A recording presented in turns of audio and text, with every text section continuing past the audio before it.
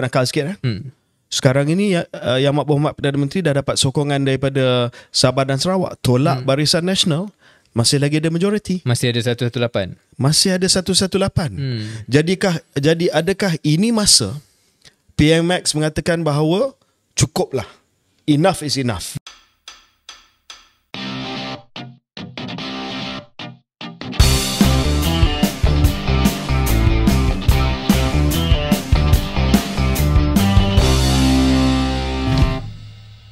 Assalamualaikum. Kembali kita ke episod Keluar Sekejap bersama saya Syahril Hamdan dan saya KJ.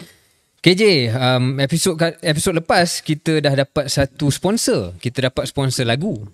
Kita dah buat jingle baru lah kan, intro music untuk podcast kita oleh saudara Azim Shah. Episod ini kita dapat sponsor baru juga, iaitu sponsor baju. Sponsor baju kurta oleh sebuah busana Muslim, Kalima nama dia. Kalima yang telah menghantar 2 pasang kurta. Berdiri sikit. Okay. Tengok. Oh, nice. Very nice. Okay. Sedikit besar untuk saya saiz dia, tapi apa pun terima kasih sangat-sangat.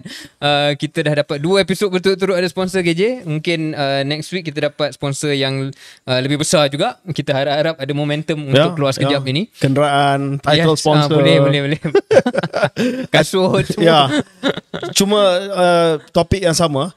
Kita dah hampir mencecah 14,000 subscribers di YouTube. Setiap episod kita paling kurang pun 20,000. Alhamdulillah. Viewers di YouTube. Tak masuk channel lain podcast lah. Termasuk termasuk channel YouTube yang cedok konten kita macam Bro Jinggo punya. Dia tak bayar kita apa-apa, dia cedok konten kita. Banyak views Twitter dan sebagainya, TikTok petikan ataupun klip-klip kita. Cuma kita harap bahawa kalau anda suka Keluar Sekejap, tolong bagi tahu kawan-kawan dan jangan lupa untuk subscribe dan give us a like. Yes, please do that. Okay KJ, kita terus masuk ke topik pertama yang kita nak bincang pada episod ini. Banyak sebenarnya yang minta kita kupas tentang isu ni. Episod lepas kita dah sentuh tentang KWSP pun banyak orang minta, tapi yang ini yang mungkin top.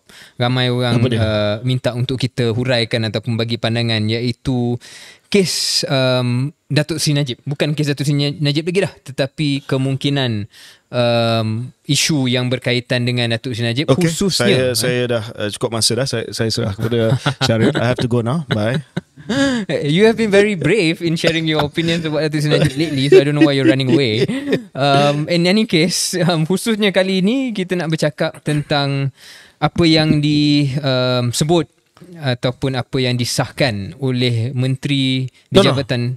Syarif, sebelum kita pergi kepada yang tu lah, nak cakap pasal ni Azalina punya bombshell tu. Sebab saya berpendapat lah, kita mendahului kelok perbincangan seminggu yang lepas, sebelum isu pengampunan ni hangat dibincang. Kita dah bincang dah, kita dah kupas dah. So mungkin kita nak kupas sikit lagi berdasarkan kepada pandangan kita sebelum orang lain telah bincang tentang pengampunan ni. Khususnya saya nak tanya saudara Syahril sebagai mantan orang kuat kepada Wak Zahid, Presiden Ketua Penerangan UMNO Malaysia. UMNO sekarang ini telah buat keputusan, MKT, Majlis Kerja Tertinggi UMNO, pada mesyuarat yang lepas.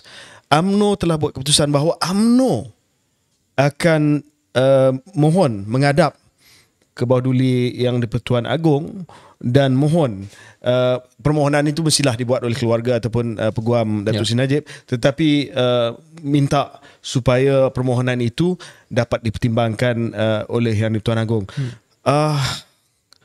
Saya ingat UMNO dah move on dah. Kenapa masih lagi nak bawa dan perjuangkan isu bosku ni? Mungkin seperti mana yang kita bincang dan KJ kata tempoh hari pun, cerita bosku ni tak tamat lagi. Dan bila kita cakap tentang perkara ni 2-3 episod yang lepas pun KJ, kita katakan bahawa dah nampak ada bibit ketidakpuasan hati antara ataupun daripada penyokong-penyokong Datuk Seri Najib, khususnya berkaitan dengan apa yang dibuat ataupun tidak dibuat, apa yang mampu dibuat, apa yang tak mampu dibuat oleh Timbalan Perdana Menteri merangkap Presiden UMNO. Dan kita sebut juga dalam episod tu KJ, kita kata KJ pun gunakan istilah consummate politician kan. Datuk Seri Zahid ni adalah seorang ahli politik yang tidak akan biarkan sesuatu trend yang kalau nampak bahaya pada diri dia takkan biar. Dan mungkin kalau saya boleh speculate, ini adalah respon balas dia lah untuk menunjukkan kepada semua, terutamanya pada penyokong Datuk Seri Najib, saya sebagai Presiden UMNO chair meeting MKT dan kita buat satu keputusan untuk memberikan political weight UMNO itu kepada permohonan pengampunan diraja untuk Datuk Seri Najib. Seperti mana KJ kata, kita semua sedia maklum yang kena mohon pardon ini ialah keluarga, adalah keluarga Datuk Seri Najib sendiri. Tetapi simboliknya atau lebih daripada simbolik, untuk UMNO mengatakan secara terbuka dan pergi menghadap kalau dapat audience tersebut untuk land the political weight lah, menunjukkan Datuk Zahid can say I've already done my part even more than what you expected. So saya nak follow up dan tanya pandangan Syaril tentang perkara ni. Bukankah langkah ini merumitkan hubungan UMNO, Barisan Nasional UMNO lah, dengan PMX? Sebab untuk PMX mungkin Datuk Seri Anwar, mungkin dia lebih suka semua ini berjalan di luar daripada proses politik. Ya. Kalau nak minta pengampunan, mintalah keluarga minta terus kepada lembaga pengampunan ataupun Yang di-Pertuan Agong dan selesai. Bila UMNO pula yang masuk enter frame, UMNO ni rakan kongsi PMX dalam kerajaan. Ya. Sedikit sebanyak ini akan tempias kepada beliau. Saya tengok ada baca kenyataan daripada Datuk Seri Khalid Nordin, naib presiden. Dia kata ini tidak akan menjejaskan hubungan antara BN dan PH. Tapi kalau kita tengok respons penyokong PH sendiri, yang menyatakan kenapa UMNO buat ini, dan ini akan menjejaskan peluang di pilihan raya negeri yang akan datang.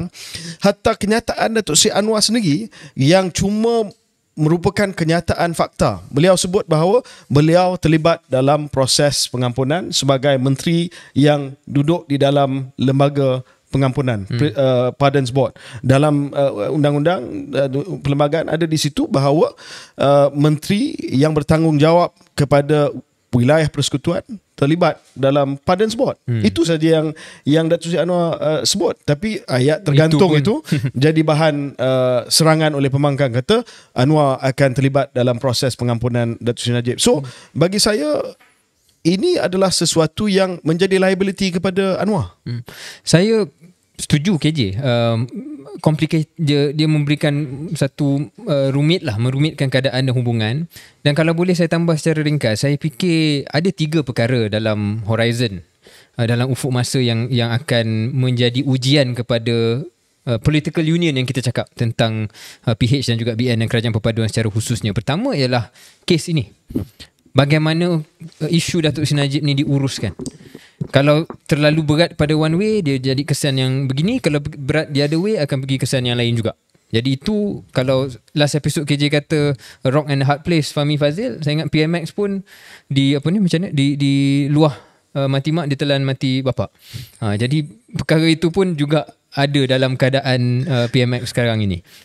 Itu episod pertama ataupun isu pertama. Isu kedua ialah, kalau tak terlalu sensitif kita cakap je kat sini sebab semua orang pun tahu, adalah apa yang akan berlaku sewaktu penghakiman ataupun kes Datuk Seri Zahid. Itu pun akan menjadi satu milestone yang akan menguji apa yang akan berlaku bawah BN dengan PH ni. Dan ketiga adalah PRN. Kita tak tahulah sekuens dia macam mana, saya tak fikir tentang sekuens, tapi 3 perkara ini adalah 3 perkara yang perlu diuruskan dan akan sampai ke meja PM ataupun akan sampai ke reality PMX untuk handle. Dan kalau kita tengok perkara pertama sekali ini dalam hal Datuk Seri Najib ini, it looks like dia follow the flow lah. Kalau UMNO minta pardon, dia pun kata okay, saya pun part of the Pardons Board, dan then we'll see how it goes. Dan dia cuma berikan statement yang neutral, iaitu ini adalah keputusan mutlak yang di-Pertuan Agong semata-mata. So sekarang ni banyak polemik di luar, seolah-olah daripada pihak Pakatan Harapan yang cuba tendang perkara ni ke atas. Kalau menggunakan istilah bahasa Inggeris, kick the problem upstairs to the king, to the monarch. Maknanya ini keputusan mutlak kebawah duli yang di Pertuan Agong. Tapi dalam hal ini ada pelbagai pendapat. Ada pendapat yang mengatakan bahawa Agong mempunyai full discretion, keputusan mutlak untuk menentukan. Ada yang juga mengatakan bahawa Yang di-Pertuan Agong mesti mengambil kira nasihat daripada Perdana Menteri. lembaga pengampunan. Okay, di mana Perdana Menteri adalah ahli lembaga pengampunan. Jadi kok macam mana pun akan ada fingerprints PMX. Ya. Dalam apa-apa keputusan. Ya, dan saya nampak bahawa ini memang merumitkan keadaan sebab penyokong Datuk Seri Najib telah keluarkan trump card. Bahawa okey, selama ini alasan dia adalah proses di badan kehakiman. Dan badan kehakiman adalah bebas. Tetapi sekarang ini sudah keluar daripada badan kehakiman dan sudah masuk ke dalam alam raja-raja dan juga sedikit sebanyak eksekutif. Jadi tidak lagi ada alasan. They really put you in the spot. What are you going to do? Saya tak nampak senario di mana PMX tidak akan menyokong pengampunan ini. Kalau dia ada dalam lembaga pengampunan ni saya punya ramalan lah, kalau boleh saya cakap begitu. Dan didapati bahawa, dan kalau dia ada dalam Pardons Board dan dia dah tahu dia punya partner dalam government nakkan perkara ini berlaku, at the very least tidakkah dia akan menyokong permohonan itu? Wow. Ataupun adakah bacaan saya silap? Saya tak tahu. Saya belum sampai tahap untuk membuat ramalan tersebut. Kalau cuma saya fikir dari segi, yalah, of course kalau kita bila episod ni keluar kan kata jangan memandai-mandai, ni belum dibuat. Betul, belum. Tapi dari segi logik akal. Tapi itu memang kerja kita pun mandai-mandai lah. Kita mandai-mandai. Sebab dari segi percaturan perkiraan logik akal, you dah tahu yang timbalan Perdana Menteri, Presiden UMNO, you punya partner in this government dah betul-betul nak minta permohonan pengampunan. You are part of lembaga pengampunan. Takkan you tiba-tiba kata no? Tapi bukankah PMX tahu kos ataupun harga politik yang bakal beliau bayar sekiranya diketahui bahawa beliau telah menyokong ataupun memberi nasihat kepada Kewadilian di-Pertuan Agong untuk memberi pengampunan diraja ini? Kalau dia tak buat perkara itu pun ada kos juga pada dia. Jadi akhirnya bagi saya, kos dia apa? Dan kita cakap kos dia apa sekarang? Kalau UMNO tahu yang dia tak menyokong dan dia tak kick benda tu upstairs kepada Yang di-Pertuan Agong, takkan UMNO diam saja. Saya nak jadi budak nakal sikit. Sekarang ini Yang Amat Perdana Menteri dah dapat sokongan daripada Sabah dan Sarawak tolak Barisan Nasional. Masih lagi ada majoriti. Masih ada 118. Masih ada 118. Jadi adakah ini masa PMX mengatakan bahawa cukuplah, enough is enough. Saya tidak mahu menjadi tebusan kepada politik Wak Zahid, di mana segala-galanya terpaksa dihalalkan, segala-galanya terpaksa diputihkan, dan saya put my foot down sebab bagi saya, you do the crime, you serve the time. We'll see, because dan saya cukup tanpa UMNO dan Barisan Nasional. Adakah dia berani? Sebab selama ini guna alasan bahawa terpaksa terima Zahid, terpaksa terima lantikan JLC, terpaksa terima perangai UMNO dan sebagainya, semata-mata nak kekalkan kerajaan, tak nak jatuh kepada Perikatan Nasional. Tapi saya kira tolak UMNO Barisan Nasional 118, masih lagi kerajaan. Is this the time? We'll see apa percaturan dia. Something tells me he won't do it. Okay. Something tells me dia takkan nak merisikokan keadaan kerajaan dia sebab yalah. Tapi ini isu besar ni. Cuma macam KJ kata tadi, dia ada satu excuse, iaitu this is not my decision. The decision is Yang di-Pertuan Agong. Jadi of course ada tempias dan sebagainya, tapi it can never be proven. The fact that it can never be proven gives him the room to actually support it. That is my theory. Okay. So, sorry, tadi saya telah menghentikan Syaril daripada membincangkan isu yang berkait, tetapi saya nak selesaikan isu pardon tu dulu.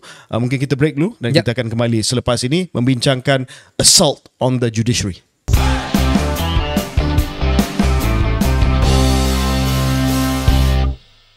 Selamat kembali ke podcast Keluar Sekejap. Saya tahu bahawa segmen sebelum ini adalah segmen yang agak panas dan memang mungkin akan mengundang beberapa kecaman daripada pelbagai pihak, but as you know, dalam Keluar Sekejap kita bincang tanpa fear of favor, ya. Kita tidak memihak kepada mana pihak. Kita hanya bincang apa yang sedang dicakap di luar sana dengan pendekatan yang berfakta dan berilmiah. So, tadi saya telah pun memberi gambaran, bayangan bahawa kita nak bincang judiciary under assault ataupun seolah-olah ada serangan terhadap institusi kehakiman yang berkaitan dengan isu Datuk Seri Najib ini. Dan secara spesifiknya, sebelum saya minta Saudara Syaril kupas, adalah wujudnya laporan siasatan Suruhanjaya Pencegahan Rasuah Malaysia SPRM ke atas Hakim Mahkamah Tinggi iaitu Datuk Muhammad Nazlan Muhammad Ghazali. Beliau adalah trial judge ataupun hakim yang telah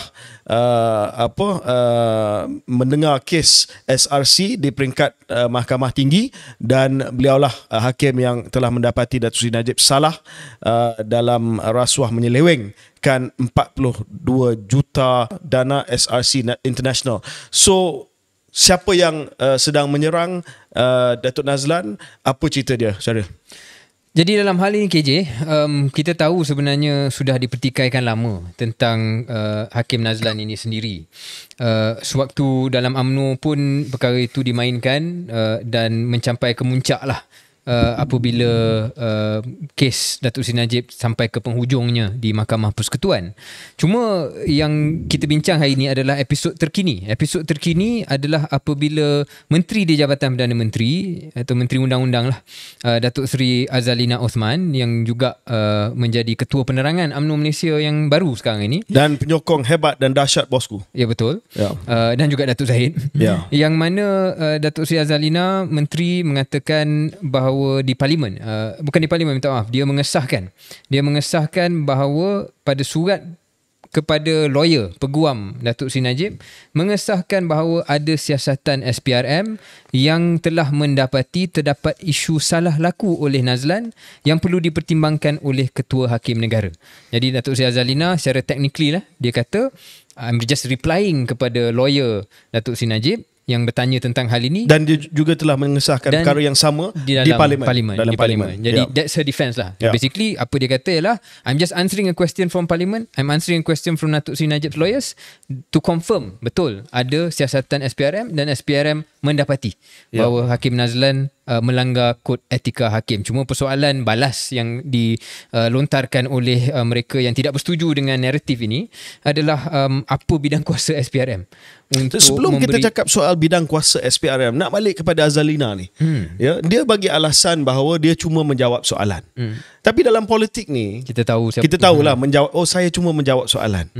Tetapi bila Menteri Undang-Undang sendiri yang mengiyakan bahawa wujudnya laporan, walaupun laporan ni dah ditularkan dan sebagainya, dan isu ini pun dah dibincangkan sewaktu mahkamah proses rayuan, ya, tetapi dia mengiyakan kewujudan siasatan ini oleh SPRM, oleh Menteri Undang-Undang sendiri, walaupun dia cakap dia jawab soalan, saya hanya jawab soalan ini, dan mengetahui sejarah Azalina yang pada satu himpunan di PWTC satu ketika dahulu, Solidarity untuk bosku, telah membuat kenyataan yang sangat-sangat ekstrim, termasuklah tukar peguam negara dan sebagainya. Mestilah ada udang di sebalik batu. Saya tak boleh nafikan sebab saya sendiri nampak apa yang berlaku di PWTC itu, dan kita sendiri nampak apa yang dia cuba buat. Dan apabila pandailah dia menyusun supaya dapat menjawab soalan itu. Dan saya nak kembali pada apa yang kita cakap sebelum break pun, KJ. Datuk Seri Azalina pun diserang oleh beberapa penyokong Datuk Seri Najib mungkin seminggu 2 minggu yang lepas. Mungkin ini salah satu respon keputusan semakan tersebut. Semakan Datuk Najib itu tidak lepas. Mungkin ini juga satu respon balas untuk kembali dalam good books. Tapi adakah ini juga satu taktik untuk mengukuhkan kes hujah memohon pengampunan. Saya nampak, saya dah terbaca memang itu yang akan digunakan sebagai salah satu reasoning. Azalina sahkan bahawa ada siasatan. Ya, kita akan bincang soal jurisdiction nanti, bidang kuasa nanti. Nanti cara kupaskan benda tu. Azalina sahkan ada siasatan terhadap Nazlan oleh SPRM. Jadi nama Nazlan ini tiba-tiba jadi kontroversi, menimbulkan satu tanggapan bahawa proses ini proses yang tidak adil. Sebab Nazlan adalah seorang yang memang telah melanggar kod etika hakim mengikut SPRM. Ya. Jadi ini adalah hujah untuk dipertimbangkan oleh Lembaga Pengampunan dan Yang di-Pertuan Agong bahawa boleh diberikan pengampunan kepada Najib. Adakah itu taktik Azalina? Saya rasa itu taktik UMNO secara keseluruhan. That is the narrative yang dia mainkan. Dan dia assassin lah. Azalina ni assassin lah. She's, I guess, one of the players ke arah the outcome yang mereka mahukan. Jadi ada hujah untuk menyokong kenapa perlu diberi pengampunan. Jadi pengampunan ini, dan saya bayangkan dalam permohonan pengampunan ni akan macam-macam hujah, tapi ini menjadi antara core dia, about the integrity of the judge in question. Okay. And apa respon daripada orang lain? Respon daripada mereka yang tidak menyokong, termasuklah yang semua orang UMNO tak suka, iaitu Badan Peguam.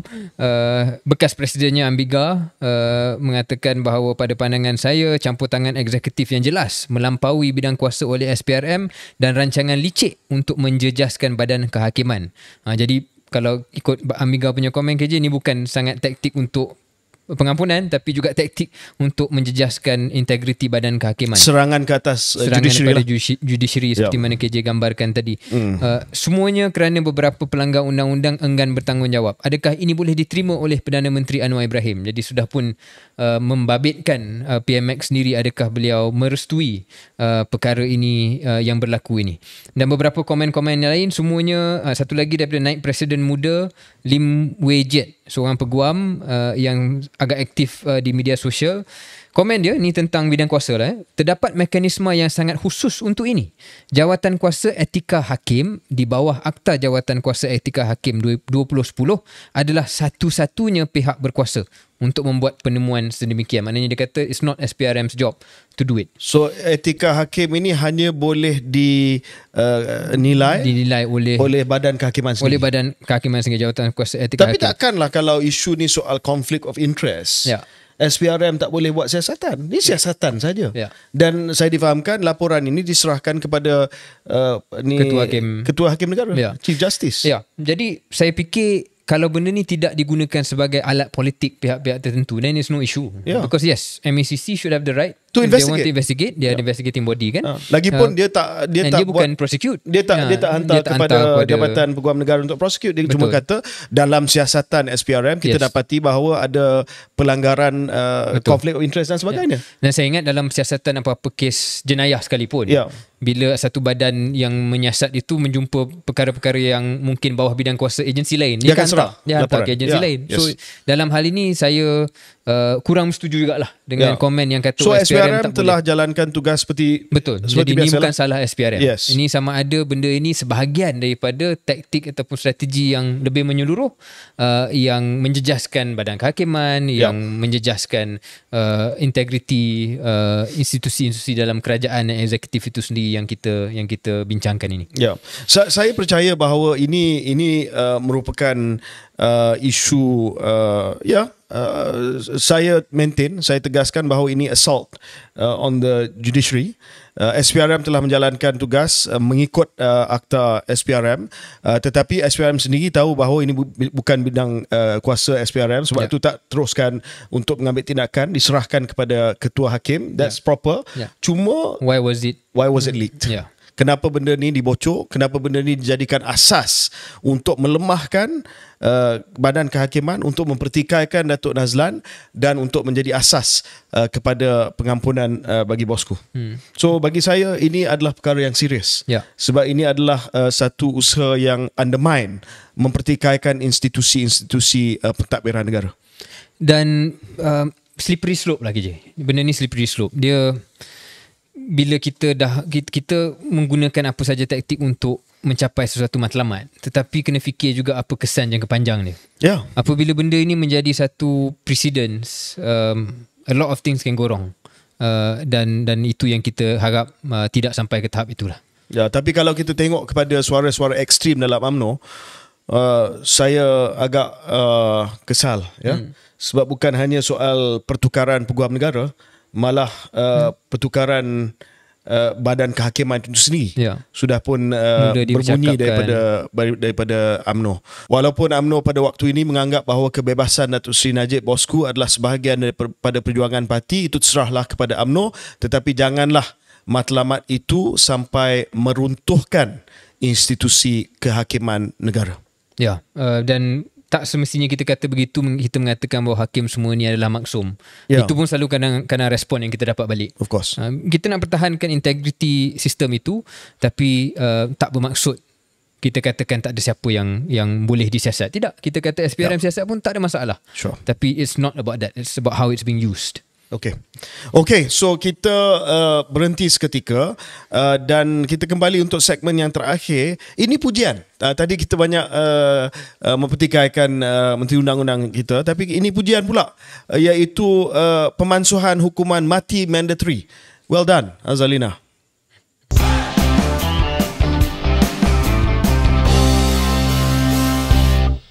Okay, selamat kembali ke podcast Keluar Sekejap.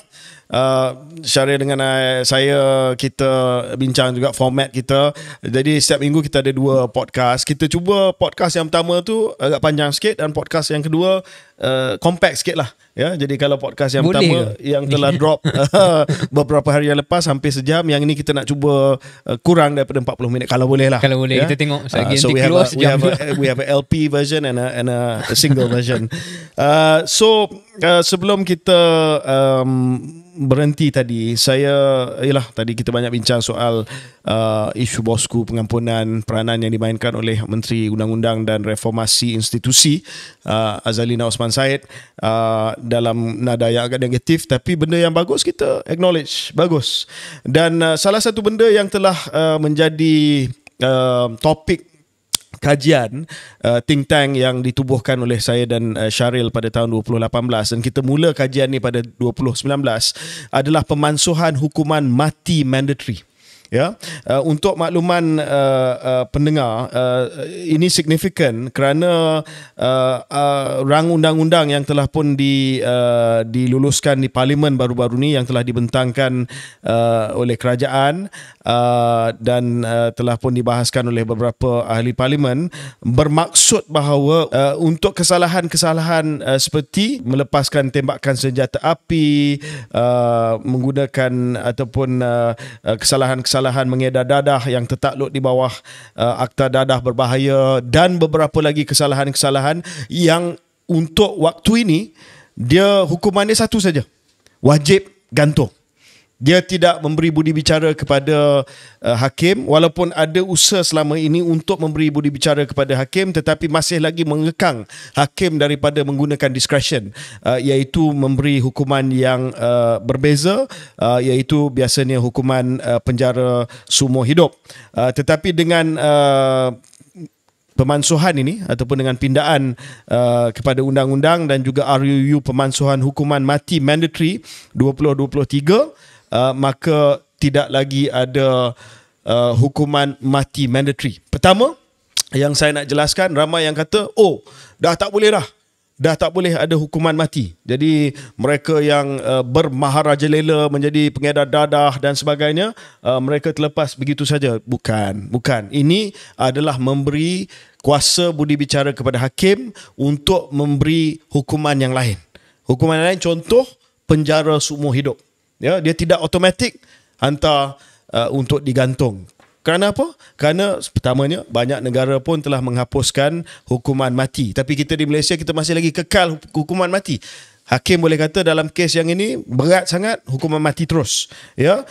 Yang kedua, dan ini secara filosofi saya terpaling tertariklah dengan pendirian ini, adakah berlaku miscarriage of justice? Biasanya di negara-negara lain ada segelintir kes di mana setelah beberapa tahun berlalu ada bukti-bukti yang baru yang muncul. yang telah menunjukkan bahawa orang yang didapati salah itu sebenarnya tak salah. Dan kalau ada hukuman mati mandatory, dah terlewat. Orang tu pun dah digantung. Macam mana nak kembali dia daripada dia dah mati, ya? So dalam kes ini di mana mungkin hakim rasa okey, kita bagi discretion kali ni, kita bagi hukuman penjara saja. What are your thoughts? Saya memang menyokong sangat-sangat KJ. If you remember actually, salah satu perkara yang kita pernah bincang waktu saya mula mengenali KJ adalah tentang hal ini. Mungkin KJ tak berapa ingat. Biasalah bila kita baru balik dari universiti, kita punya idealisme tinggi, dan antara benda yang dalam textbook kita perjuangkan adalah supaya hukuman mati mandatory ini dimansuhkan. Dan Alhamdulillah, setelah apa yang telah dilakukan oleh kerajaan, perkara ini hari ini menjadi reality. Dan macam KJ tegaskan, saya tak nak ulang lagi, tapi just to remind people very quickly, maknanya masih boleh, cuma tidak lagi wajib. Ini soal mandatory ni wajib lah, maknanya tak ada option lain. Kalau bersalah, tak ada perkara lain yang boleh dibuat melainkan hukuman mati itu sendiri. Dan hujah yang selain daripada apa yang KJ katakan tentang miscarriage of justice, kesilapan yang tidak mustahil berlaku. Satu lagi hujahnya ialah sejauh mana hukuman mati sebenarnya mengekang jenayah ataupun memberikan satu apa istilahnya bahasa Inggerisnya, ialah dia seolah-olah kalau hukuman itu terlalu berat, iaitu hukuman mati adalah hukuman yang paling ultimate sekali, maka jenayah itu akan berkurang. Dan kalau kita longgarkan ataupun kita lembutkan hukumannya, maka jenayah itu akan meningkat. Tak ada data yang kukuh menyokong hujah tersebut. Maknanya kalau kita menganggap hukuman mati ni perlu ada dan mandatory ni perlu ada supaya mengelak agar jenayah tersebut akan meningkat, saya ingat itu bukan hujah yang berasaskan data dan fakta, dan itu pun lebih kurang yang didapati oleh researcher kita di The Centre KJ. Jadi dalam hal ini satu perkara yang positif, macam KJ kata, pujian buat Datuk Seri Azalina, buat Ram Kapal juga, anggota pentadbiran dalam kerajaan yang akhirnya berani melakukan satu perkara yang sebenarnya tidak populis. Kalau kita tengok beberapa survey ataupun pungutan suara yang mungkin tidaklah terlalu mutakhir tapi ada dalam tahun-tahun kebelakangan ini, majoriti rakyat sebenarnya tak sangat excited untuk memansuhkan hukuman mati mandatory. Dan ini salah satu kes ataupun salah satu contoh di mana ahli politik dan anggota pentadbiran kerajaan boleh buat perkara yang mereka rasa betul meskipun tidak mendapat sokongan populis dalam satu perkara. Jadi kita harap bukan hanya dalam hal hukuman mati, tetapi juga dalam perkara-perkara lain boleh buat the right thing. Do the right thing for the country, do the right thing for society. Dalam hal ini, kalau inilah kepercayaan kita, adalah demi kemanusiaan, demi keadilan, dan juga demi memastikan bahawa sistem penjara dan sebagainya dapat diuruskan dengan lebih baik dengan reformasi undang-undang secara keseluruhan.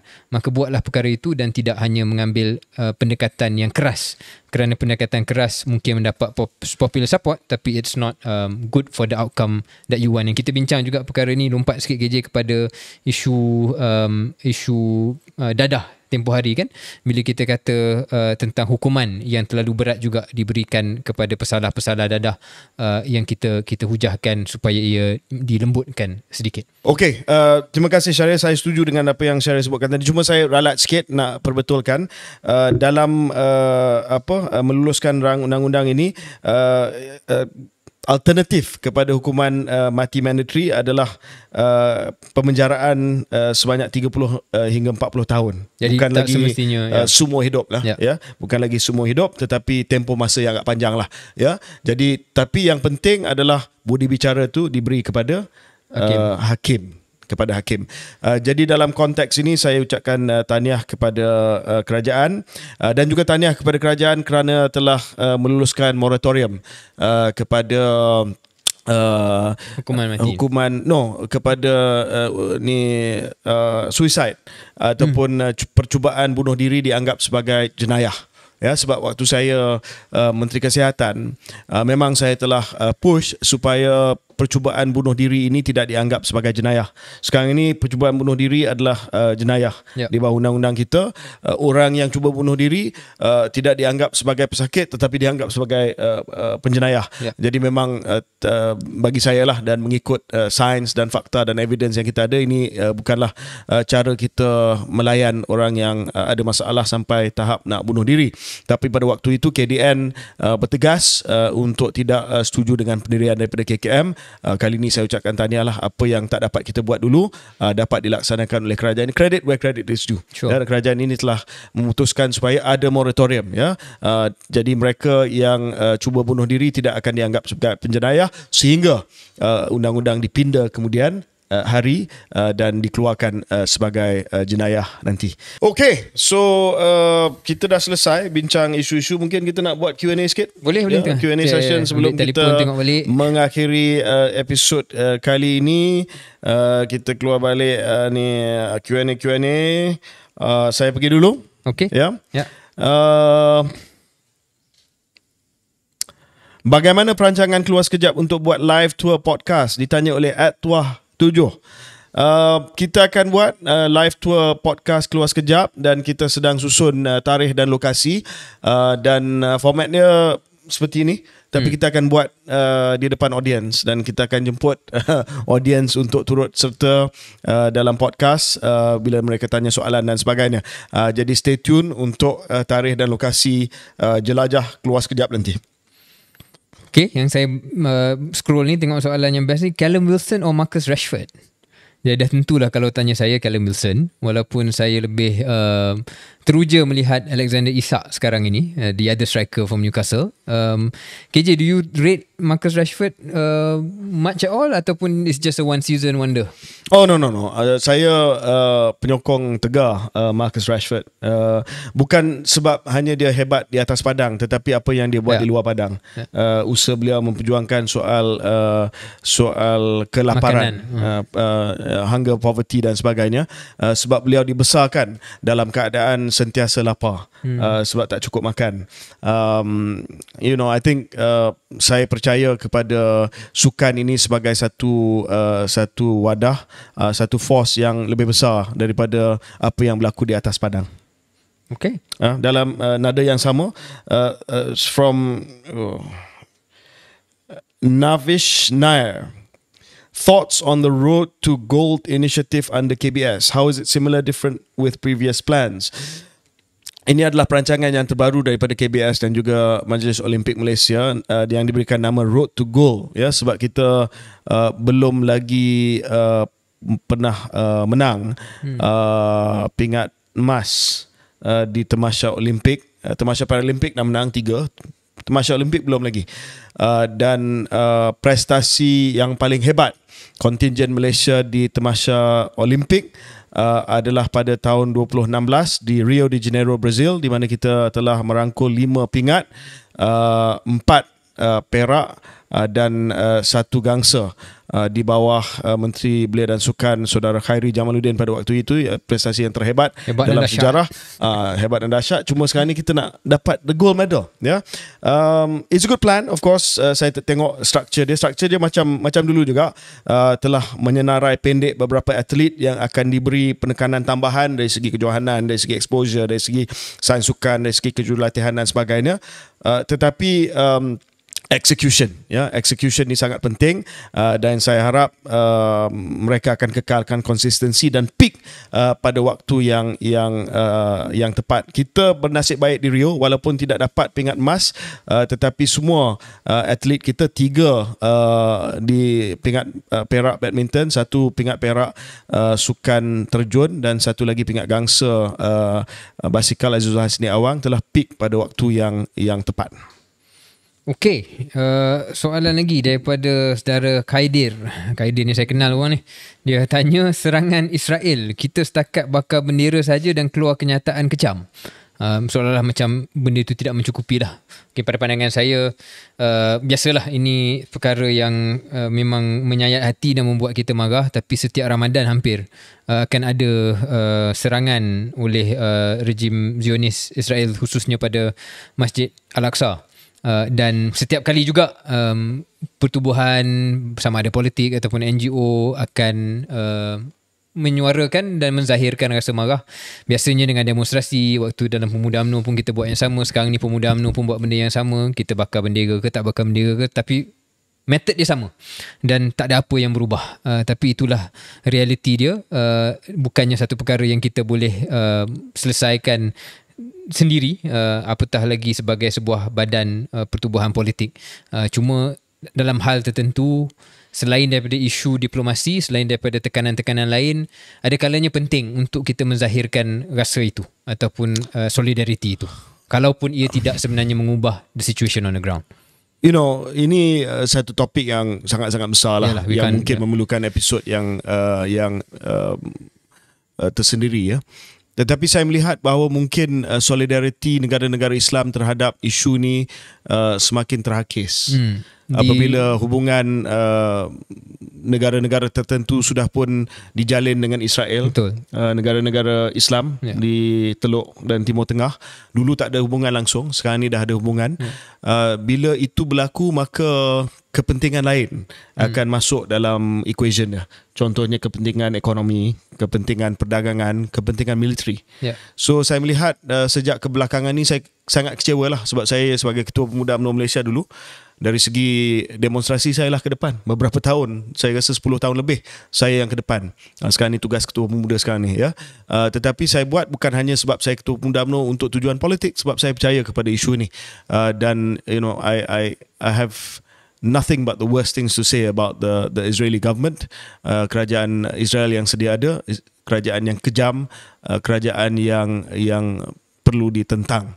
Cuma perlu ada solidariti di kalangan negara-negara Islam. Ya, memang itulah satu benda yang mengecewakan bila kita tengok berita every few months nampak ada new relationship being formed dengan basically negara Arab. Kita sebut macam tu je lah, negara Arab dengan Israel pula boleh buat hubungan, dan mungkin dalam konteks itu kita sebagai negara Islam ataupun negara majoriti Muslim di Malaysia ini, at least kita masih konsisten. Dan setiap hari kita tidak mengambil tindakan yang tuntas dan tegas. Apa saja tindakanlah, diplomasi ke apa benda ke.